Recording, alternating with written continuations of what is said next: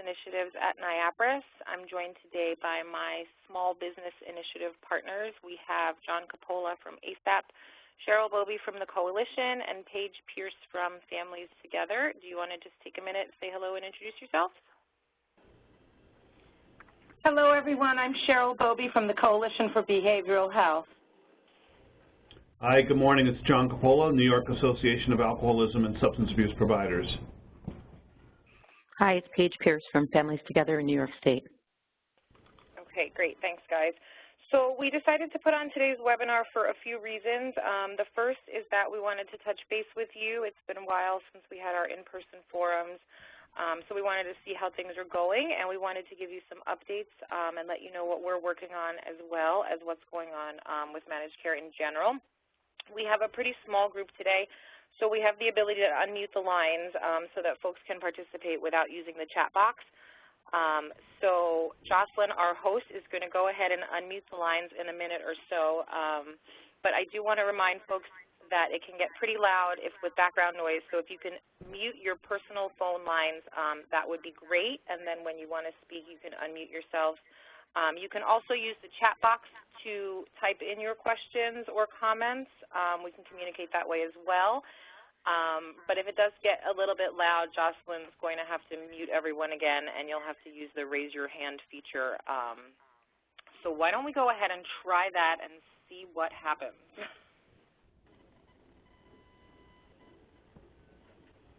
Okay, it looks like folks are unmuted, I think. Okay, so today's presentation is being recorded, and it will be posted on the MCTAC website. You can find a link to today's presentation and all of the Small Business Initiative webinars and presentations by clicking on Trainings and then Best Business Practices. And just a reminder that the information that we're presenting today is up to date as of today's date. And my slides are not advancing. All right. There we go. Okay. So what is MCTAC? MCTAC is Training and Consultation Educational Resource Center that offers resources to all mental health and substance use providers in New York State, and our goal is to assist providers with the transition of Medicaid managed care.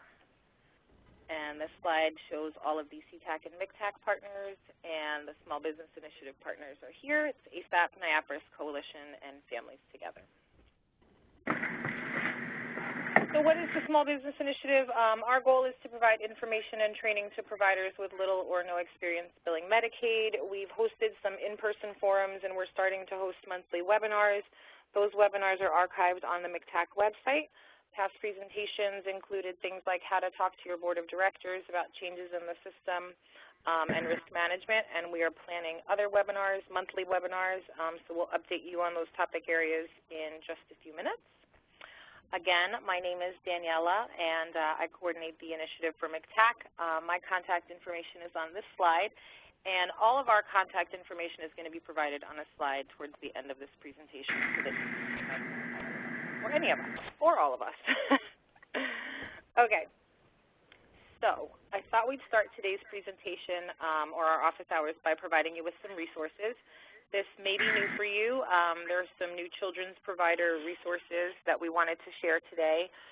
So on this slide, we have addresses for the OMH and OMH Children's Managed Care mailboxes. We also have the OASAS Managed Care mailbox. And there's a Health Home and OCFS mailbox that we thought you might not be aware of, so we wanted to provide you with that as well. And just a reminder, when you are sending emails through these, to indicate in the subject line if it's a children's system or managed care specific question. Okay. And there's also some listservs we wanted to share with you. We have the Children's Managed Care and Health Homes listservs here, and all you have to do is copy-paste these links into your web browser and then register to start receiving emails. And these are great tools for providers to make sure that you've got the most current information for these systems, so we encourage you to sign up for those. And then the Health Home Bureau Mail Log is a place where you can send in emails and questions about health homes. Okay. So before we go on into sort of some of the updates we wanted to present to you or provide you with, I thought we'd take a minute to pause. We're happy to hear from you. So just a reminder, you can either type in your questions or you are currently unmuted, so you can unmute your own phone and speak with us directly. So let's take a minute to see if anyone has some questions or comments.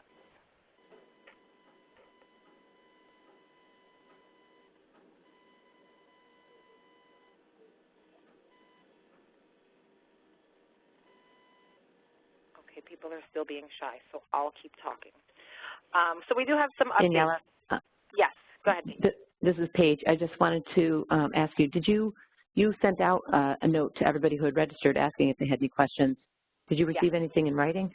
I haven't gotten anything back, so I think people may be interested in just sort of hearing what we have to say and maybe jumping in and chiming in where they have a question. I didn't get any questions or any comments from anyone that registered. Okay, great. Thanks. And, This is Cheryl. I'm just thinking that for folks, if any of you were actually present at one of the forums that we did around the state, perhaps there was an area that you feel like you wanted us to delve into more, or you had some questions. And even though things may have changed, obviously much has changed since then, this is really your time to ask. And since it is not a huge group, we can really customize our responses.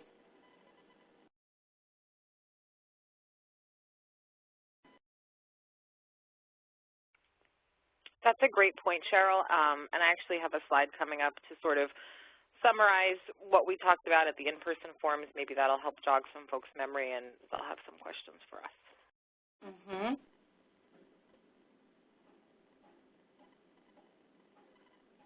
Okay, so I guess we can use this time now to sort of help provide some updates for folks. Excuse me. The first thing we wanted to share is that there was a BHIT webinar on January 18th, and that's the Behavioral Health Information Technology. And that webinar was all about workflows for billing, and that webinar was recorded and posted on the MCTAC site. So it has lots of information for people related to using electronic health records for billing, so you should check that out. It's about an hour long. There is an HCBS provider and health home CMS networking event taking place today in the New York City area. Actually, it's taking place right now, I think. So hopefully that'll be a huge success and something will be planned for the rest of the state. And, of course, we will keep you posted and let you know if something is happening rest of state so that you can attend. And we have a February Small Business Initiative webinar scheduled on the 23rd. That's from 12 to 1. And that webinar is going to be on policies and procedures. So we're going to be talking about why policies and procedures are important and how to put them in place. And this is Cheryl. I just wanted to mention that the HCBS Provider Health Home CMS networking session is I think it is going on now until about 4 o'clock today. And there are folks from all of those different areas, including managed care organizations, set up, and there are vendor tables, and it's a really good opportunity to just kind of casually, informally meet everyone. And ask questions, of the folks that are there. And so that's for the New York City area. Cheryl, do you know exactly where that is? I think you said you were going to go to it later, right?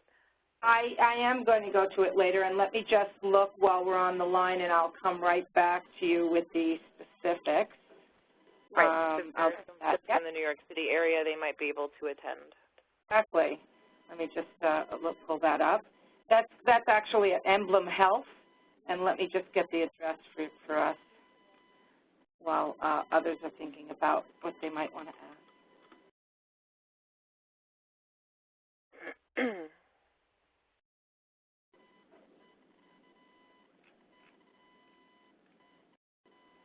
I know lots of providers have reached out to me and said that they were hoping that something like this would come up, so this is great. And like I said, hopefully this will also happen for the rest of state providers. That way we can learn a little bit from our downstate folks. So this session, that networking session is being held at Emblem Health, and I'm just looking to see if I place in the chat box, there is an Eventbrite, registration link, and if you click on that, it'll give all the details that one needs to register. I see it right now in the chat box. Can everyone see that link? Okay, great. Thanks, Cheryl. Yes. Okay, so some more updates. So like I said earlier, we are in the process of planning monthly webinars for our small business initiative folks, things like, excuse me, excuse me again. So we're working on things like outcomes. We'll talk about data, how to collect data, why it's important, how to create workflows around data collection, the Plan, Do, Study, Act model. We're also working on a webinar on models for collaboration. Lots of folks have been saying or talking to us about, should they join an IPA? What are the benefits of joining an IPA as opposed to, having formal business agreements? So we're planning on hearing from a few providers to see what they did so that they could share with us what they did as far as business agreements. And then we're working on getting a presenter who can talk to us about the legal aspects of collaboration as well. We recently recorded an HCBS roadmap training series with MCTAC partners. This series dives into everything from the foundations of HCBS to helping people decide on which HCBS services someone may be eligible for. The trainings are all about an hour in length, and they can be found on the MCTAC site. They were recorded in December, so they're pretty much hot off the presses, and they're really meant for health home care managers, supervisors, and direct care staff. And there's also a documentation series that's taking place. The completed webinars from that series have already been posted on the MCTAC website. Topics in that series include progress notes, treatment planning. There's actually an upcoming presentation in the series on Wednesday, and that one is titled Supporting High-Quality Documentation as a Supervisor, so you can still sign up for that one. And then we've got an update on the children's system transformation and some family peer advocate trainings that are being developed. So, Paige, did you want to talk a little bit about that? Sure. So I'm looking at the people that are on the webinar right now, and I don't see anybody who is a children's systems person. Not that I know everybody in the children's system, but I'm just wondering if anybody who is if there is somebody who's a children's person, if you could either speak up or raise your hand on the screen. Everybody's unmuted, right? So they can all. Hi, this is Judy DeMore. I'm with the Children's System. Hi, Judy. So I don't know if you were on the webinar that the Children's Managed Care, the MRT, Children's Behavioral Health meeting last week, where the team from the state agencies announced that they're going to be pushing back again the dates for implementation for managed care, Medicaid managed care for children's behavioral health. And the reason for that pushback is that the new administration in Washington, there's a lot going on at CMS, and the application for the waiver may take some time. And so they don't have a date for when they can flip the switch on Medicaid managed care at this time. All they can tell us is that it's not happening on the days that they last announced. So we're going to keep everybody posted. The state is going to keep everybody posted on progress as it unfolds.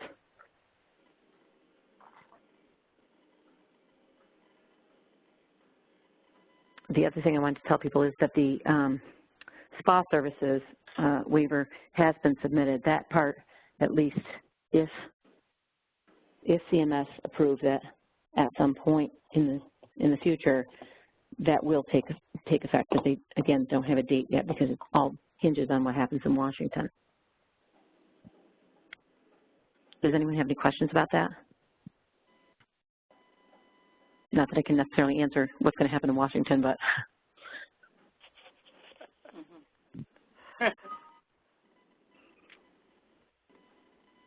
Paige, that's pretty much all I have in terms of, go ahead. Did you want to give folks an update about the Family Peer Advocate trainings? I know that some material is being developed as far as online modules.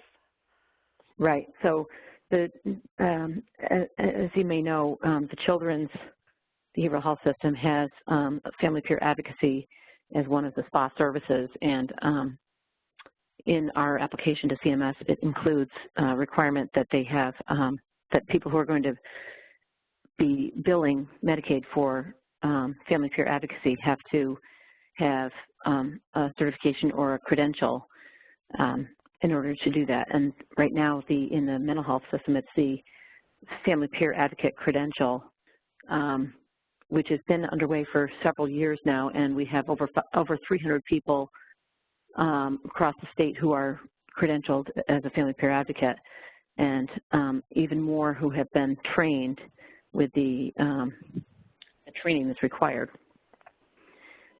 MCTAC is developing with us a whole set of modules that will be addendums to the existing training that will be available online. The schedule is not complete, but over the next 12 months, we will have several modules added to the PEP training. PEP stands for Parent Empowerment Program, and that training currently is a 5-day in-person training, and it will be switching over to a 2 days in-person and equivalent of about 3 days of online training in the future. And when that happens, there'll be access to even more modules and more systems, because as we know, our children are cross-systems kids, so the new modules are including multiple systems that our kids are involved in, including juvenile justice, child welfare, and addiction.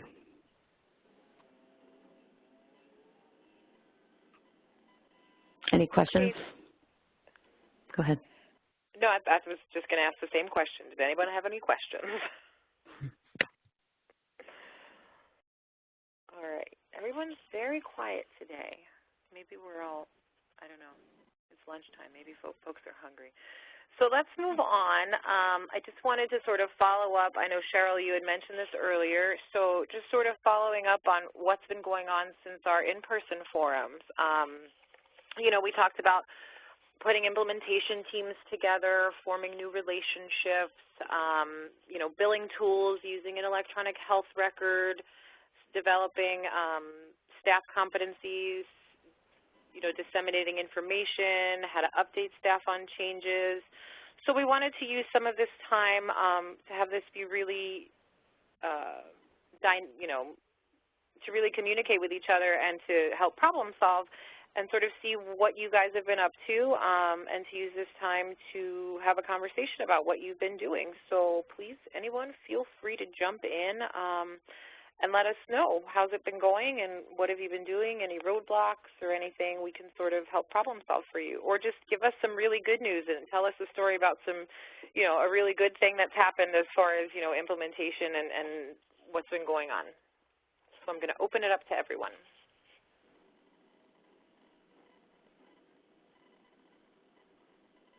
Please don't be shy.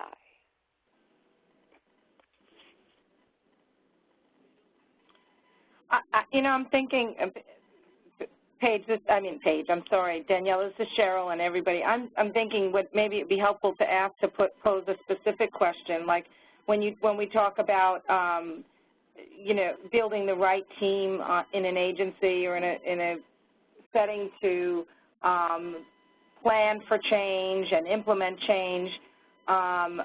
You know, I wonder, is that something that, you know, organizations are finding they're able to do on a regular basis, and is it helpful to do that, or are there, you know, we've talked a lot. One of the things we heard, I'll just be very specific, is that folks, you know, are going to different trainings and hearing and attending different webinars, but that internally in their organizations, it may not always be easy to get together. And part of what we were saying in the in sharing in this small business initiative is that folks need to internally within their organizations get together and have dialogue. What have you learned? You know, where are the sticking points? What can you do within your organization that's going to help, you know, be ready for Medicaid managed care, stay abreast of all the changes? So I'm kind of wondering, how is that going? Is that something that organizations have been able to do? And, you know, perhaps you have some thoughts or tips or questions about that.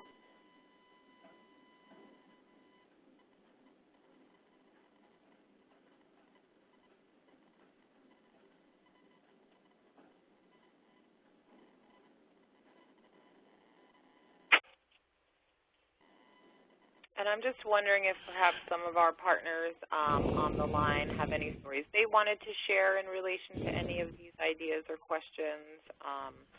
Especially, I know forming relationships is sort of a hot-button issue these days, as is the billing tools and staff development. So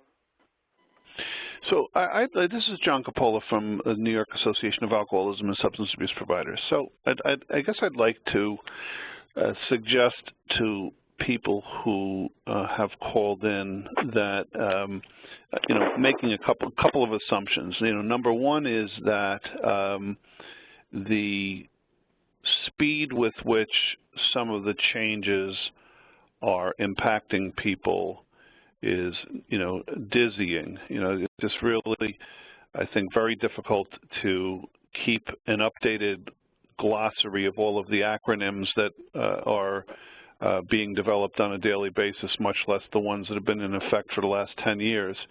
So there's a lot that's changing as a result of not just OMH or not just OASIS or not just OMH and OASIS, but also the Department of Health and the Office of Children and Family Services. There's just so many new initiatives, and I think as new initiatives are you know, being implemented, lots of us are wondering about, like, well, what about what we've been doing all along? You know, what about the services that we developed 15 or 20 or 30 years ago that we've been providing in our community for a long time?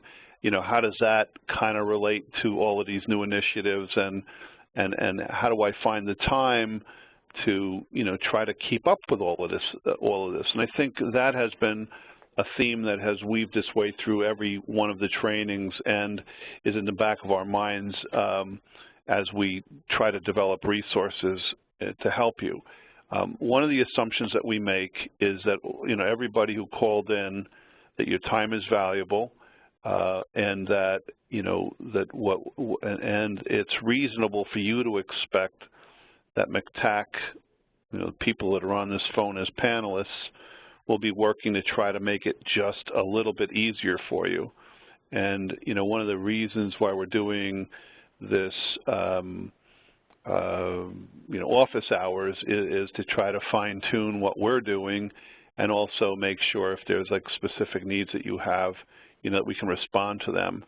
So I'm just wondering a little bit about, you know, whether people are feeling overwhelmed, or are you feeling that you're, and do you feel like you're getting more overwhelmed, or do you feel like you're starting to get some information that's helping you, and you know, that things are you feeling supported? Are you feeling like you have resources at your disposal? Or maybe just kind of, you know, give us a little bit of an idea, as we're like 23 days into the 2017, you know, how are the first 23 days feeling to you, and as you look ahead, you know, what do you feel like you're going to need? Maybe just get a little bit of feedback from people.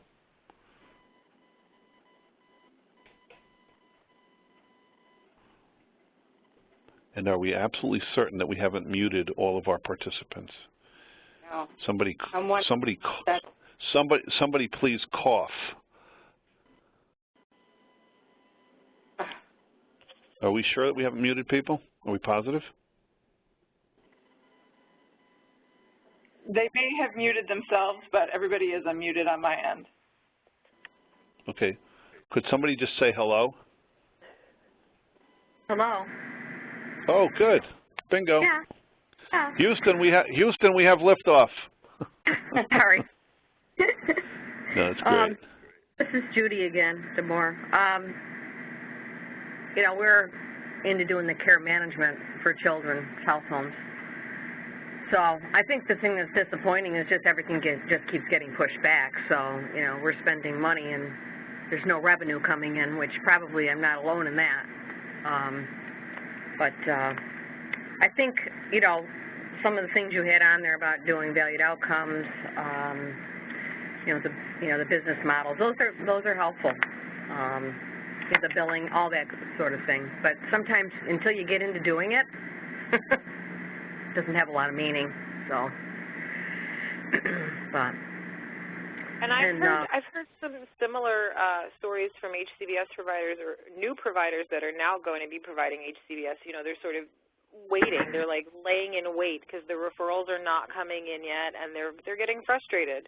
So I could definitely identify with you. Yeah. You know, I think it's just a matter of time when everything starts to fall into place. It's just, you know, we've been prepared for a while, thinking everything was happening last year. So, but anyway.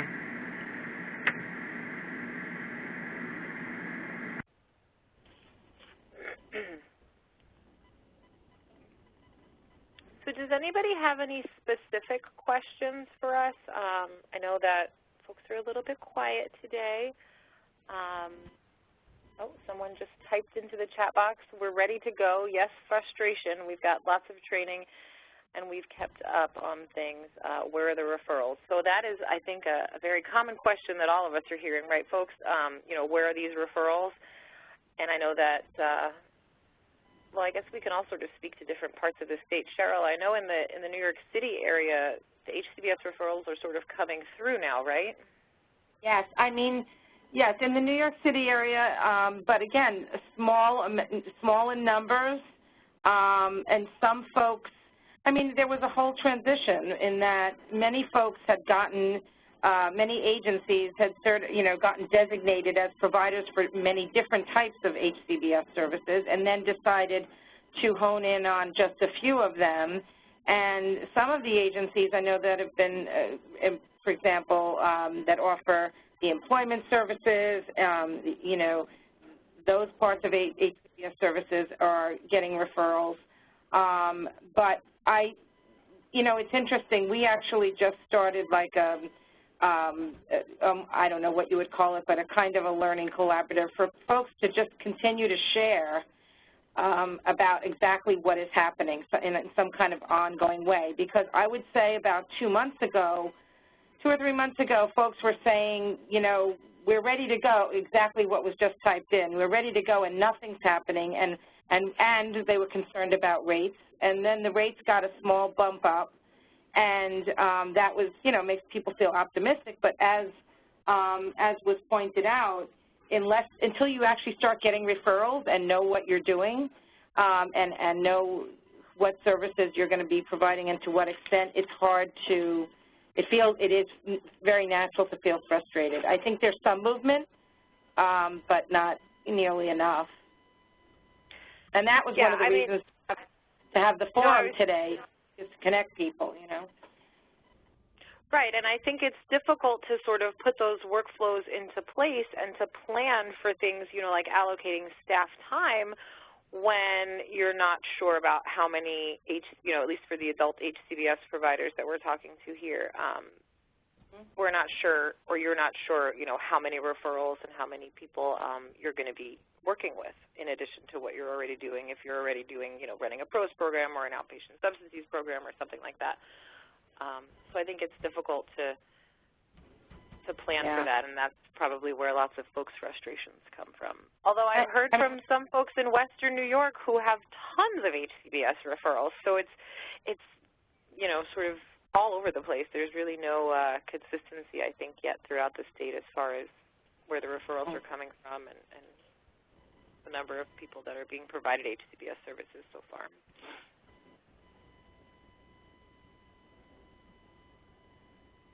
I think another thing that I've heard is that even though to some degree the assessment process has been streamlined, it's still the kinds of clients, consumers, that HCBS services is really targeted for is it's difficult for folks to jump through the many hoops to get to the kind of service exactly that they need. You know, there's geographic issues, there's assessment issues, and all of those things.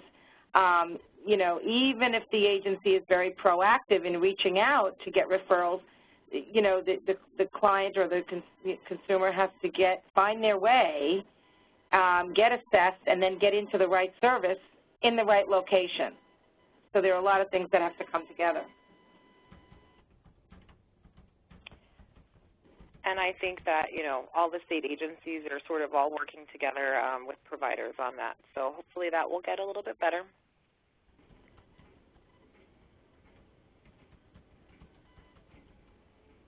So again, I want to just sort of reach out to folks on the line and encourage participation and conversation. Is there anything specific that we can help you with?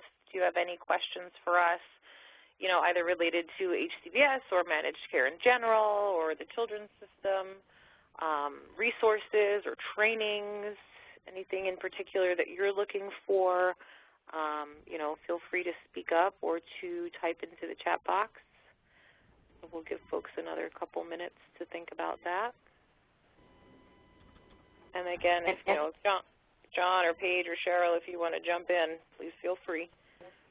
Well, I'm thinking how, you know, what were folks hoping for when you got on the call? What, you know, we want to be able to, as John mentioned, really be there for you in a way that's much more real, you know, much more targeted and customized than we can do in a training, in a large training.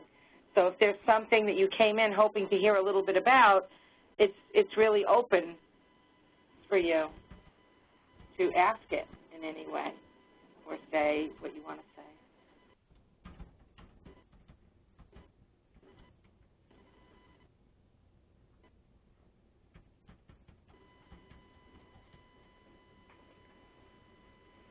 So we do have a question. Any word on when the fourth EHR funding opportunity will be announced? I have noise in the office, so I can't call in. That's okay. So I think are you talking about the VHIT money? Is that what this question is in reference to?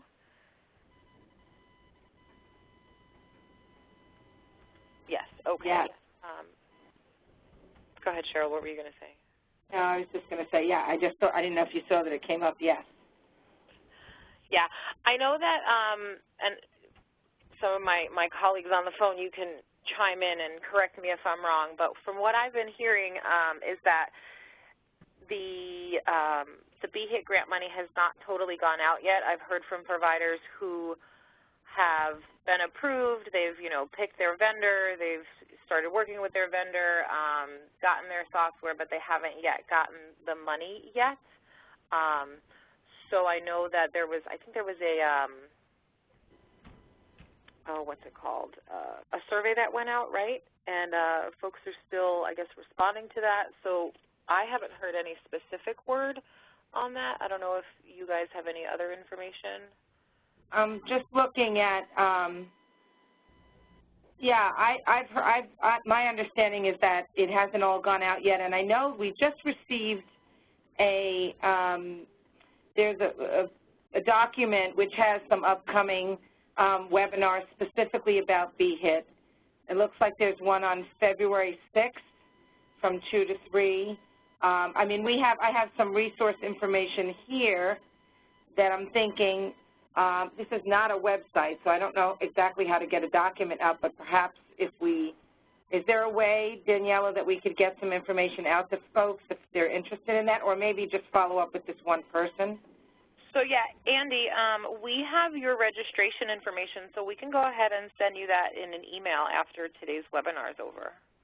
Yeah, because I have some specific information about a couple of upcoming webinars exactly on the BHIT money, and so, you know, we can get that to him. Great. That would be helpful, he says. Thank you. You're welcome, Andy.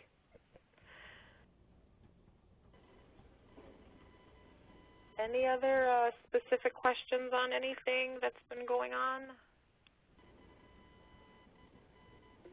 You know, one thing that we've sort of been talking with each other about is whether or not these sort of online or WebEx office hour events are helpful to providers, or whether or not, you know, another in-person, maybe like another couple hours in-person forum might be helpful.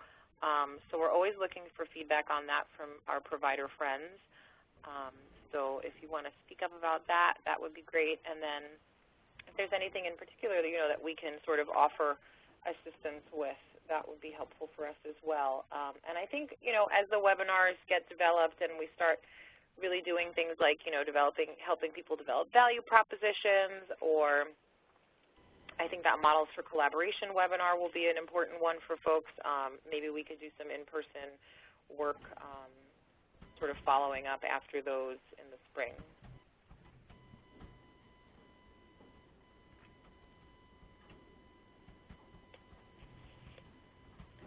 So John or Paige or Cheryl, do you guys have anything that you wanted to add? I don't. Thanks. Yeah, I guess I would just like to say that, you know, as we move into 2017 and, you know, a new fiscal year for the state, you know, a lot of question about, you know, federal policy and the ACA, et cetera. And I think it's going to be really important for all of the participants on this call to be thinking more about their relationships with other organizations like theirs, A, and B, other organizations, you know, in your communities and in your regions which are complementary to the work that you do. And also to be thinking more about how is the work that you do complementary to other service delivery systems. So I think in a lot of our trainings we've talked about DSRIP, and so are we involved in one or more DSRIP projects? And if the answer to that is no, how do we find a way to engage in those performing provider networks, and how do we become a part of that infrastructure? Because if it does move forward beyond the 5-year period that it's currently designed for, and if we do continue to move in the direction of value-based payments, it will put us in a better position to demonstrate value, right? Because we are, you know, meaningfully engaged in that kind of an initiative. And then, you know, DSRIP is not the whole enchilada. I mean, there are other things. You know, the governor is increasingly looking at ways of looking at sort of the regulatory environment that we're in. And so if there are regulations that are holding us back from making progress, can we work collaboratively with other organizations like ours or some of our complementary partners to, you know, streamline regulations, to eliminate regulations, to develop some new regulations that would support the work that we're doing and help to ensure that, you know, the work that we're doing continues to have some integrity. So there's a lot of opportunities for collaboration moving forward, and if we're not feeling ourselves moving in the direction of increased collaboration, I would suggest that we might not be going in the right direction. And if we're feeling increasingly isolated because we're not being meaningfully engaged in some of these other projects, then I think, you know, reaching out to, you know, the panelists on this call to talk a little bit about, you know, how do I get engaged, how do I get more meaningfully plugged into some relationships that are likely to benefit my organization and the people that I serve, we can definitely help you with that. So I think MCTAC and the Small Business Initiative is a resource that you can trust, a resource that can help you, you know, sort of maybe have a confidential discussion with one of us even about, you know, if you're feeling like you're lagging behind and you need a little bit of a boost, you know, can we help you have that, or can we connect you with somebody who can help you?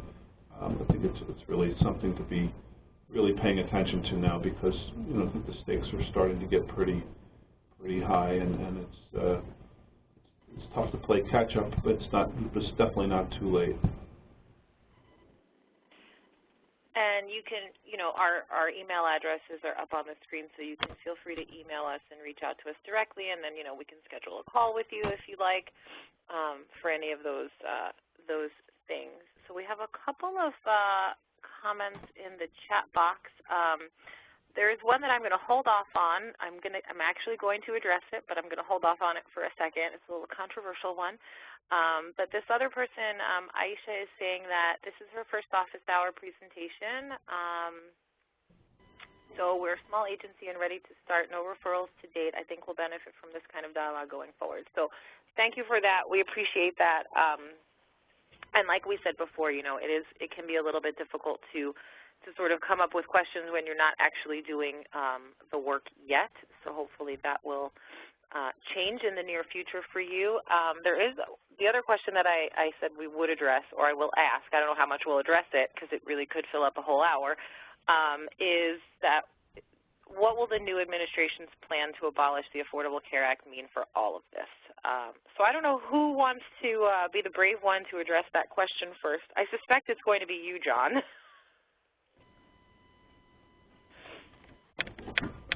So, I think the place that I would start is that we have a governor who has already begun to draw a line in the sand in areas, and who I think would provide some leadership around not having New York State move backwards, to whatever extent that were possible.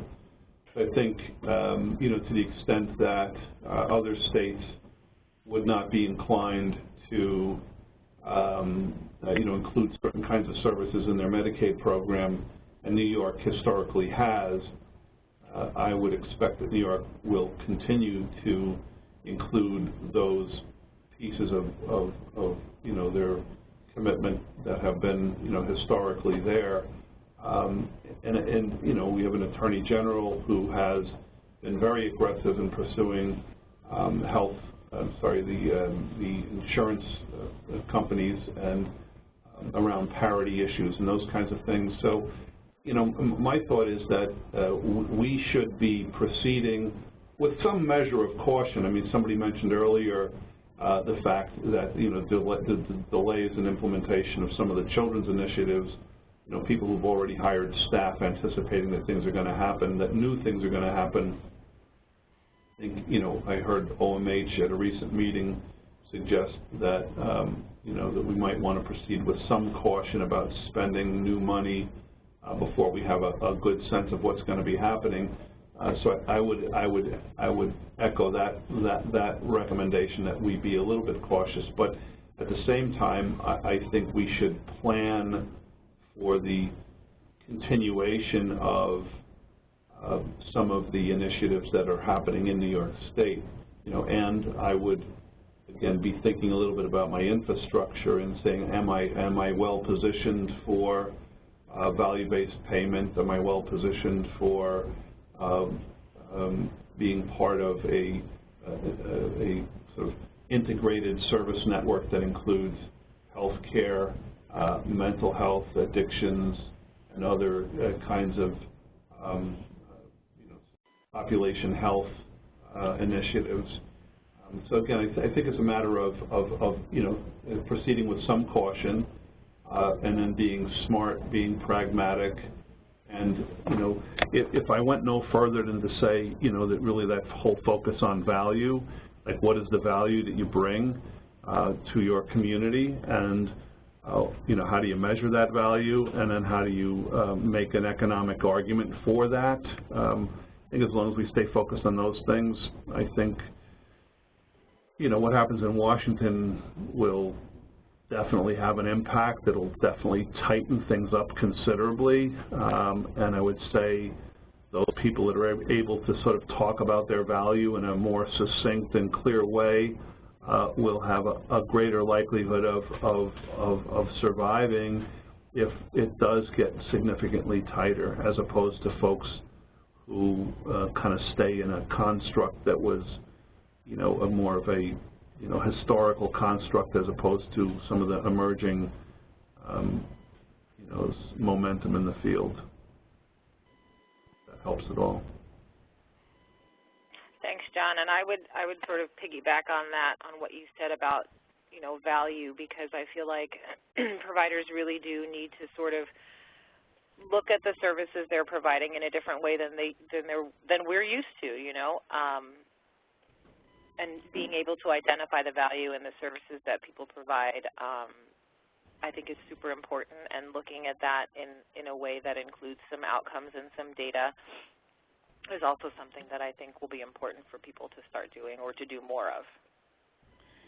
So, and this is Cheryl. I would add to what's being said about the Affordable Care Act that there are several national and, you know, local organizations looking and following and tracking and really deeply looking into the different parts of the Affordable Care Act. And the Affordable Care Act and Medicaid are not one and the same, but there's, you know, my knowledge of it is that there's what I've seen kind of across the board is that many of the advocacy organizations are advocating to keep a lot of the essential parts or as much of the Affordable Care Act in place as possible, particularly because those with mental health and substance use issues are the ones that will be really affected if there are major cuts to Medicaid, and you know, the states would then have to deal with that. So I think, you know, to stay abreast to the degree that you can with what's happening, but also this is a good time to reach out to your advocacy organizations so that, and tell them what you need to know more about, because they are combing and staying abreast every day of what's happening. You know, and this is a time where you want to lean on them for that information and, you know, ask your questions, share your concerns about that. I mean, I can say one piece that's, you know, we were happy to see. There's good news and bad news, you know. With APG rates getting extended now till March 31st of 2020 for behavioral health services, we advocated as an organization for that, for the extension of the APG rates until the time when we were all ready for value-based payment. And you know, that's one of the, look at that, that's wonderful. That's something that's going to help, because providers have been saying that they're not ready yet for a value-based payment, that it's, you know, they're just trying to really understand it. So, you know, sometimes that the advocacy and the, you know, continued persistence on an issue can pay off, you know, and you can be heard.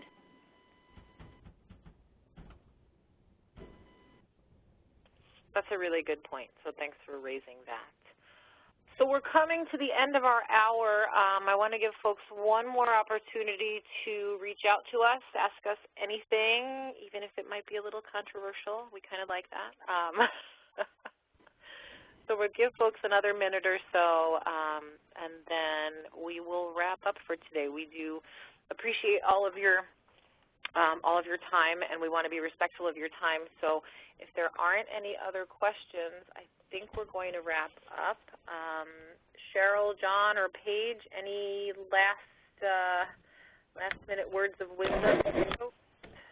I just would ask the group to give a little bit of thought to this call. It's our first one, so if you have any recommendations for, you know, what can be done to, you know, make these calls responsive to your needs, what exactly would you propose that would be extraordinarily helpful to us?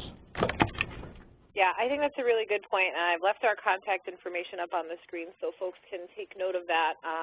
The slides, excuse me, the slides are already posted on MGTAC's website, so if you want to download those and get some of the information on the resources that we talked about today, they're already up for you. And we hope that we'll hear from you and see you in future webinars. Like I said, February 23rd is our next Small Business Initiative webinar, and that's on putting policies and procedures into place. So hopefully we will hear from you then. Paige or Cheryl, anything else to add before we wrap up and say bye? This is Cheryl. I'll just say, thank you for, reaching out and participating in this first call. And again, whether it's on one of these calls or aside from that, feel free to reach out with, there's no question or concern or issue that is, not important enough to ask. And it might be, John mentioned before, reaching out individually, that's fine too. Whatever works for you. We really want to be responsive. Yeah, I think that's a really good point. I know I have some providers that sort of reach out to me on a regular basis. They'll give me a call and say, hey, I have a random question about, BHIT or something, or how do I go on hiatus for HCBS? We're not ready. We thought we were. So folks reach out to us all the time, and feel free to do that, and we hope that you will, and that we'll continue to hear from you. So with that being said, we're going to end today's webinar. Thanks so much, everyone, for participating, and we hope to hear from you soon. Have a great day. Bye-bye. So long. Thank you. Bye-bye. Bye.